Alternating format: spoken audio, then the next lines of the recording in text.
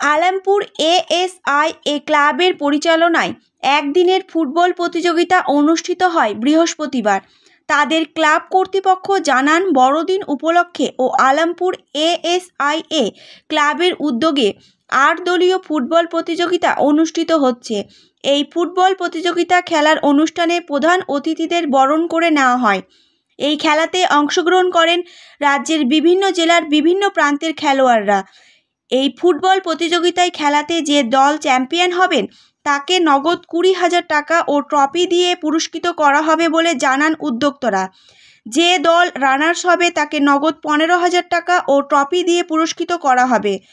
এই অনুষ্ঠানে উপস্থিত ছিলেন পান্ডুয়া অঞ্চলের বিশিষ্ট সমাজসেবী রাজকুমার ঘোষ, রানীগঞ্জ হাইস্কুলের সহ শিক্ষক আন্তাশিস সোরেন, বামনগ্রাম হাইস্কুলের শিক্ষক গুপি মুর্মু, শিক্ষিকা লীলা মাড্ডি, সিমন হেমব্রম সহ অন্যান্যরা।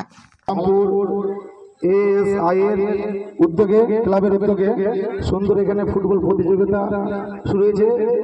সেখানে আমাকে আমন্ত্রণ করা হয়েছে, এখানে এসেছি এবং নিজেকে খুব ভালো লাগছে এসে। তো যেসব আজকে আলমপুর গ্রামের এএসআইএ বলতে আলমপুর সান্তাল ইমপ্রুভমেন্ট অ্যাসোসিয়েশন এর উদ্যোগে আলমপুর মিশন মাঠে ৮ দলের একটা খেলা অনুষ্ঠিত হয়েছে। এই খেলায় আমরা দল হিসাবে পেয়েছি উত্তর দিনাজপুর, দক্ষিণ দিনাজপুর, মালদা আর মেদিনীপুর। মূলত এই খেলা কয়দিনের? অ্যাকচুয়ালি আজ খেলাটা আমাদের ইচ্ছা ছিল বেশ কয়েকদিন থেকে করার, কিন্তু সময়ের অভাব, তার জন্য আমরা খেলাটাকে একদিনের জন্যই রেখেছি। এবং চ্যাম্পিয়ন রানার্স তাদেরকে কী দিয়ে পুরস্কৃত করা হবে?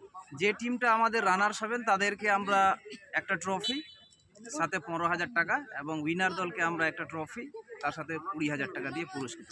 এই দল কোথা কোথা থেকে অংশগ্রহণ করেছে? এই দলটা আমরা পেয়েছি উত্তর দিনাজপুর, দক্ষিণ দিনাজপুর, মালদা আর মেদিনীপুর। আপনার নাম? আমার নাম আন্দানাসির সোরেন, ক্লাবের একজন সদস্য, একজন সহশিক্ষক।